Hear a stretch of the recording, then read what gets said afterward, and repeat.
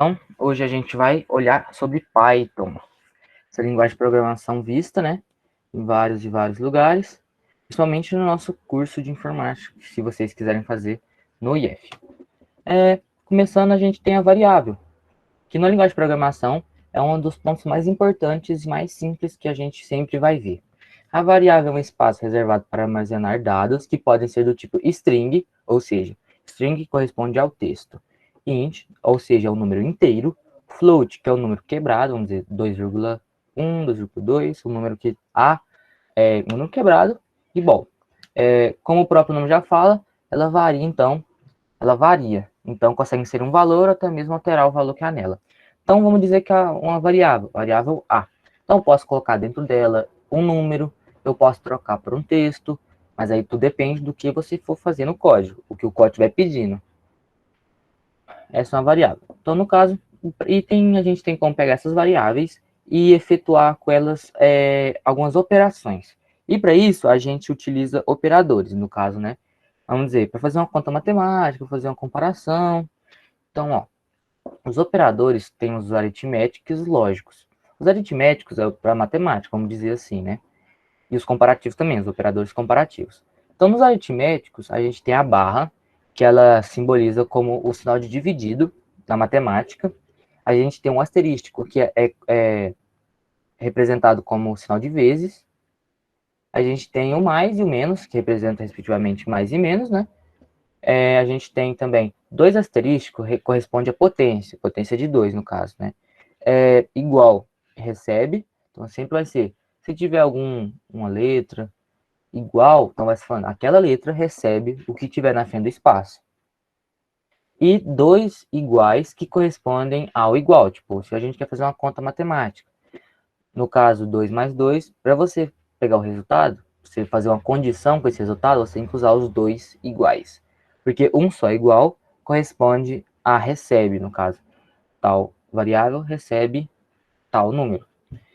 E também a gente tem os padrões, né? Que é o maior que e menor que. No caso, utilizam os operadores aqui, né?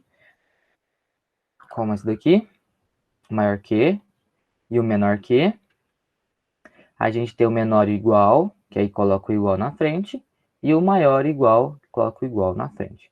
A gente tem um sinal de diferente, né? Que a gente não tem como fazer aquele sinal com o tracinho no meio, então a gente coloca a exclamação. E porcentagem é módulo. Então, esse aqui, módulo, corresponde ao restante.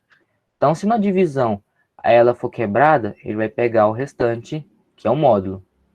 Entenderam? E a gente tem os operadores lógicos, e, ou, e não. Então, a gente, no caso, dentro de uma condição, dentro da programação, a gente tem os operadores que a gente usa bastante para agradar, ou seja, a, fazer o que o código está pedindo. No caso, e seria end, ou seria or, e não not, bem simples. E são esses mesmos comandos, os operadores, que são utilizados em várias linguagens de programação, como Pascal, SQL. Então, a gente ainda tem também em outras linguagens que eles são representados de outras maneiras, como no Java e no C, o E são representados por dois caracteres especiais, igual esse daqui. Or é igual 2. E not corresponde a exclamação. Todos entenderam? Entrada e saída. Então, no nosso código, a gente tem a entrada e saída das respostas e também das variáveis. Então, aqui como vocês podem ver, A é uma variável que recebe um valor inserível, como insira aqui um texto. Então, nesse sentido aqui, A é a variável, igual seria o operador para receber, e input é o sinônimo de entrada para você escrever. No caso, toda vez que você colocar input no Python, ele vai pedir para você escrever no código. Tipo, quando você executar o código, ele vai pedir para você escrever. Aí, o que está dentro do parêntese, significa o que vai mostrar na tela na hora de pedir para você escrever. No caso, as aspas duplas ou aspas simples, quando fica verde no próprio sintaxe do IDPython, que é o editor que a gente naturalmente usa. Então, no caso, ele vai ficar verdinho assim, e entre aspas, você vai escrever esse texto lá. Você vai escrever esse texto, então, insiro aqui um texto, vai aparecer na tela quando você executar o código, e à frente vai aparecer um espaço para você, ou seja, escrever. O input ele vai pedir para você escrever. A segunda variável b, int input. Aqui você vê que tem uma ordem igual na matemática, uma ordem de importância, no caso, pelos parênteses. Um fica dentro do outro, a gente assim, e muitas vezes, por causa de um parênteses, a gente acaba errando nos códigos. Prestem muita atenção. Então aqui, a gente é o mesmo sentido, a variável b recebe int input. Só que aqui a gente está definindo que essa variável vai ser inteiro. Ele só vai aceitar que você coloque texto, não vai aceitar que você coloque texto, só vai aceitar que você coloque valores inteiros, ou seja, números inteiros.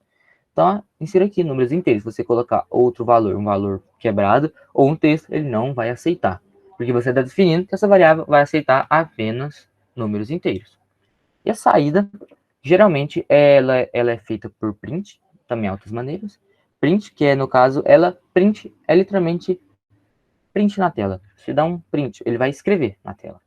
Então, no caso, vamos dizer que você quer começar um código, você só quer escrever Olá Mundo no início. Quando você executar o código, escrevendo print, parêntese, entre aspas, Olá Mundo, ele vai aparecer Olá Mundo lá no código quando você conseguir, quando você executar ele, né? No caso, aqui você pode ver que tá print o nome da variável, mas não tá entre aspas. Então, você, tipo, ele não vai printar esse texto. Nesse caso aqui, print A e print B, ele funciona como você quer, vamos dizer que você pediu a idade de alguém. Você igual a variável A, int, input, insira aqui a sua idade. Só que aí lá no final você quer escrever, tipo, tal pessoa tem tantos anos. Então você vai colocar print o nome da variável sem as aspas. Então, quando você printa sem as aspas, com o nome da variável lá dentro, ele vai printar o que foi inserido naquela variável. Se a variável você escreveu quando você executou o código, se você escreveu 10, tem 10 anos, então ele vai printar 10. Esse é o valor que foi atribuído à variável quando você executou o código. Entenderam como funciona?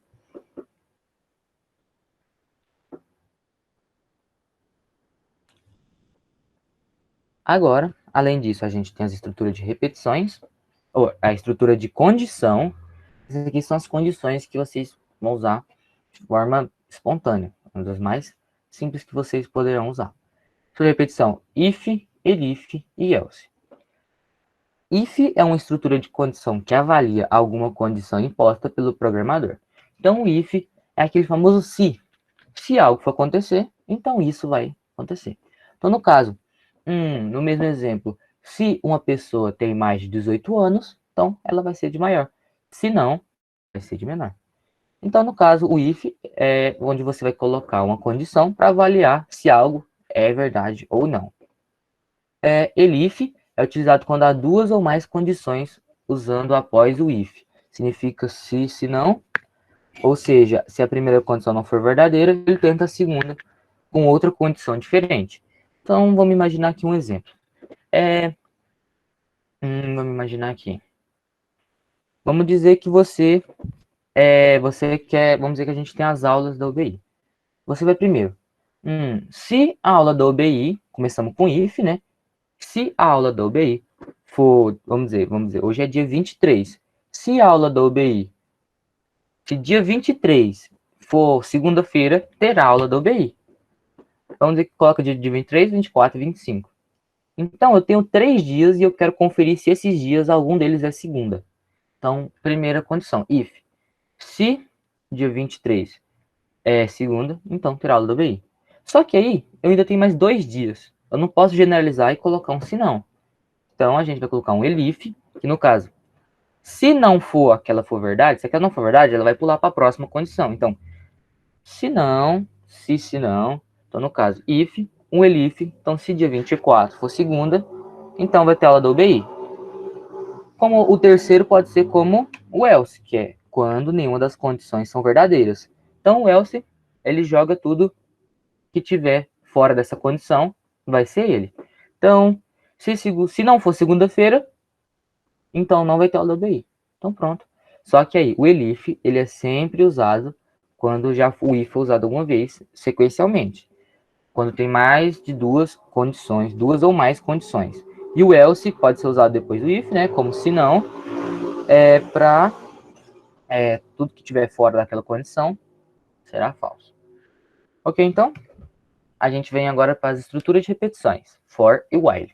A estrutura de repetição for é utilizada quando já tem uma quantidade pré-definida, é executada quantas vezes for preciso e de diversas maneiras, significando para colocar uma variável após ele para ser contadora. Então, se coloca que ele vai percorrer a quantidade de vezes e de quanto em quanto. Então, o for é um instrutor de repetição que ele vai repetir o que você dá para ele uma quantidade de vezes determinadas. Vamos dizer que eu mando o for printar, printar o nome do aluno. Quero que ele me diz o nome do aluno, não que ele, vamos dizer que quero que ele só dá o nome do aluno. Só que aqui tem 17 alunos. Então eu vou falar o que para ele? Eu vou falar para ele que tem 17 alunos, eu já tenho essa quantidade, então eu vou lá e vou falar para ele aqui, ó, você vai do 0 ao 17. Você vai lá e vai printar 17 pessoas, pronto. Então ele vai repetir isso para eu não ficar printando uma pessoa por cada vez. Então ele faz essa estrutura de repetição que é automática para mim. E o while é utilizado quando você não tem uma condição pré-definida. Ele será executado quando a condição for verdadeira, a condição sendo falsa, encerrará a execução, significando enquanto após ele coloca uma condição. Então, o while é o mesmo sentido do for, mas só que ele age de uma maneira diferente. Ele age como se você não tivesse a quantidade específica. Vamos dizer que eu tenho uma sala de aula, mas eu não sei quantos alunos tem. Então, eu vou colocar, tipo, while, ele vai repetir até que chegue no número 0. Vamos dizer, começou a partir de um número, quando chega no número 0, chegou no 0, ele parou aí. Eu dei uma condição para ele, que se essa condição for verdadeira ou falsa, independente, depende do que eu vou colocar ali, se essa condição for falsa ou verdadeira, ele vai parar ali.